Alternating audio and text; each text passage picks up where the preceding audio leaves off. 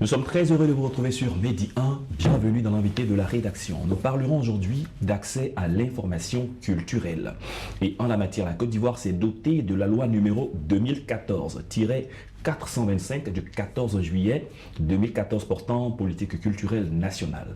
Une loi qui favorise un libre accès de toutes les populations à la culture, aux arts et à l'éducation artistique. Dans cet entretien, nous reviendrons sur les mécanismes favorisant cet accès et les enjeux de l'éducation artistique.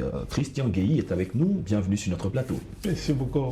De plus en plus en Côte d'Ivoire, on dira même dans la sous-région, quand on parle de critique d'art, il y a un nom qui sort, Christian Guéhi, parce que vous avez été lauréat de plusieurs prix de critique d'art en Afrique et nous sommes très heureux de partager ce plateau avec vous. Vous êtes journaliste culturel et critique d'art, initiateur des RACA, qui sont les rencontres annuelles des critiques d'art, et aussi président de l'association des critiques d'art de Côte d'Ivoire. Alors, on rappelle que vous avez fait une formation en art à l'Institut, à l'INSAC, et après une formation de journaliste, et donc vous brassez tout cela. Avec vous, nous allons parler de l'importance de l'éducation artistique. Alors, la première question, vous estimez, vous êtes d'avis avec cette personne qui pense que sur les plateaux de télé, pour des émissions, là où on parle de critique d'art, il faut maximiser avec des spécialistes en la matière. Oui, c'est exact. Si vous voyez que la question est posée, c'est qu'il y a un besoin. Parce qu'aujourd'hui, de plus en plus, comme j'ai l'habitude de le dire, les gens ont besoin de comprendre les différentes idéologies. Et comme je le dis, quand un artiste crée, que ce soit à la littérature, à la mode, au théâtre, ce sont des idéologies qui sont proposées. Et ces idéologies sont habillées par le son, la lumière, les images et tout ça. Donc, ce sont des concepts que le public a besoin de comprendre afin d'adhérer. Et mais ces concepts-là doivent être analysés et critiqués. C'est-à-dire quoi? Essayer d'aller au-delà de la simple information pour analyser et critiquer. Et ce sont ces analyses, ce sont ces critiques qui permettent aux consommateurs, aux téléspectateurs, au lectorat, aux éditeurs, aux internautes de mieux comprendre les différentes idéologies. Et quand ils comprennent, ils peuvent adhérer au produit. Et quand ils adhèrent, ce sont des consommateurs et qui sont des potentiels fans. C'est-à-dire que pour devenir fan d'un artiste ou bien il faut d'abord comprendre l'idéologie. Et sur nos plateaux, nous n'avons pas vraiment beaucoup de spécialistes qui s'engagent sur ces questions. C'est pour ça que voilà, c'est nécessaire de pouvoir vraiment permettre, et c'est pour ça que je dis merci à la chaîne qui permet voilà, ce débat sur cette question, parce que c'est une nécessité. Notre public a besoin d'être éduqué. D'accord. Quand on parle du continent africain et des pays qui sont dans le continent africain, nous sommes riches en termes de culture, en termes d'art, en termes de tout ce qui regorge la culture dans tout son sens. Quelle est la nécessité pour vous, qui êtes un spécialiste de la question, de l'éducation à la culture, de l'éducation à l'art et à tout ce qui est artistique? Et comme je le dis, la question d'éducation est une question fondamentale en Afrique. C'est pas parce que nous produisons qu'en fait très souvent, nous produisons des choses que nous ne comprenons pas et que ce sont les autres qui viennent nous expliquer. Et c'est ça que aujourd'hui, le public africain est un public jeune qui est très ouvert sur le monde. Mais qui dit qu'avec cette évolution, les arts et la culture ont aussi évolué avec tous les mécanismes qui existent. Donc aujourd'hui, le développement de l'éducation artistique ne doit pas simplement s'arrêter à la musique, mais doit embraser tous les 10 arts qui existent. Alors que la musique a pris le pas. Oui, la musique a pris le pas. Alors qu'aujourd'hui, quels sont ceux qui vont dans les musées? Mais les musées, il y a des objets, et derrière ces objets, il y a des histoires. Et ces histoires sont en réalité notre identité. Mais combien de personnes vont dans ces musées-là? Donc, essayer d'avoir une certaine éducation artistique permettrait à notre public de mieux comprendre et de mieux consommer. Et l'éducation artistique incombe à qui? Incombe à qui? Mais les établissements scolaires. Dans un premier temps, les établissements scolaires. Alors, au niveau des établissements scolaires, on voit parfois des clubs de théâtre, on voit aussi qu'il y a un professeur d'art plastique et parfois ça se limite à là.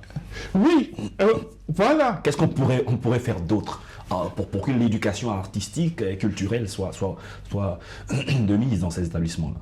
Dans les établissements, je le dis haut et fort, il faudrait apporter un très grand soutien aux professeurs de musique et arts plastiques qui sont déjà en place avec l'intégration massive des professeurs de théâtre. Oui.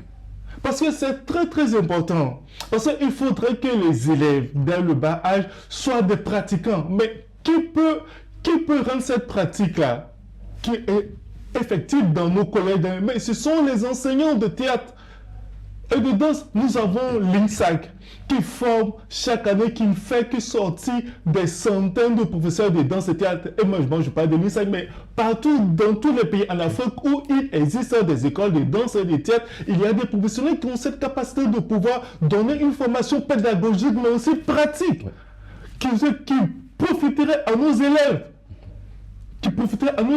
D'accord.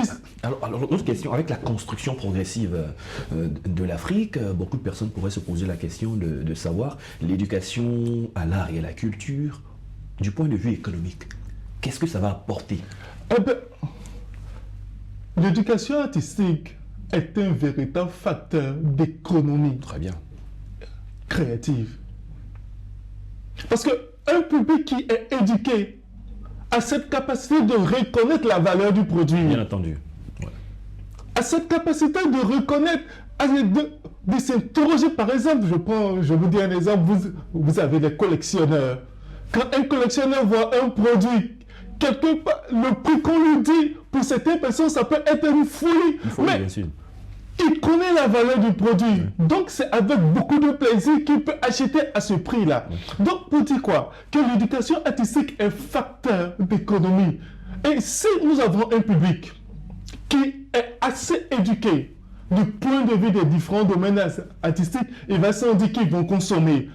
Et cette expérience de consommation va peut-être leur permettre eux-mêmes de s'engager dans une certaine industrie, parce qu'en réalité, il existe ce qu'on appelle les industries culturelles et créatives. Bien sûr. Voilà, qui sont tout un mouvement économique sur les arts et la culture, sans exception. Donc, ça serait une erreur de penser que les arts, c'est simplement du danser, c'est simplement du chanter, Non, il y a un facteur économique, c'est pour ça que pour les grandes nations civilisées, les arts ont une importance capitale. On a vu comment les musées ont apporté beaucoup d'argent aux pays européens, avec le retour de toutes nos œuvres. Alors, nous sommes en train d'aller vers la fin de l'émission, nous sommes à moins de 3 minutes de la fin. Alors, vous organisez chaque année des rencontres annuelles pour les critiques d'art. Alors, la question c'est de savoir, quelle est la contribution que vous, en tant que spécialiste d'art, journaliste culturel, votre contribution à la promotion de l'éducation artistique et culturelle? Voilà. On s'est dit en tant qu'organisation professionnelle de critiques d'art de Côte d'Ivoire, il fallait créer une tribune de débat sur les questions artistiques, c'est-à-dire essayer de mesurer le niveau d'impact des journalistes culturels et des critiques sur le développement des arts en Côte d'Ivoire, mais aussi en Afrique. Et l'année dernière, nous avons travaillé sur le cinéma. Et nous avons vu que dans la chaîne de diffusion, dans lesquels on retrouve l'exploitation, la distribution et la critique, il manquait à ce moment-là la critique. Donc, la diffusion était incomplète parce qu'on avait simplement la distribution et l'exploitation, mais on n'avait pas la critique. Donc, il fallait réfléchir sur ces questions-là pour essayer de remettre en relief la question de la critique dans cette chaîne de diffusion du cinéma. Et les experts étaient là, nous avons travaillé dessus. Cette année, nous avons travaillé sur le thème critique en art et journaliste culturel face au développement de la danse en Côte d'Ivoire, enjeu, réalité, perspective. L'objet, c'était de quoi? C'était de tenter de mesurer l'impact des journalistes culturels et des critiques sur le développement de la danse. Et c'est ce que nous faisons avec nous. Nous avons eu plus de 10 panels avec des experts. C'est-à-dire quoi? Essayer de trouver les différents problèmes dont font face les différents domaines artistiques et puis, voilà, poser des diagnostics et des solutions. Et l'année prochaine encore, nous allons également travailler sur les RACA, mais cette année, l'année prochaine, les RACA sera consacré à la littérature, tantôt de trouver les problèmes qui minent le milieu de la littérature. Donc voilà, nous essayons vraiment de poser le problème pour que notre public puisse comprendre et adhérer aux différents concepts. Avec ces différentes rencontres, les populations apprécieront mieux tous les aspects liés à l'art et à la culture pour être des consommateurs bien avertis, et cela pourrait engranger d'énormes fonds aux Exactement. économies des pays africains. Guy Christian, nous avons eu du plaisir à échanger avec vous. Je rappelle que vous êtes journaliste culturel, critique d'art, initiateur des rencontres annuelles des critiques d'art et président de l'organisation professionnelle des critiques d'art de Côte d'Ivoire. Merci d'être passé sur notre plateau. Merci beaucoup à vous. C'est la fin de cette émission. Merci à tous de l'avoir suivi. Bonne suite de nos programmes sur Média 1.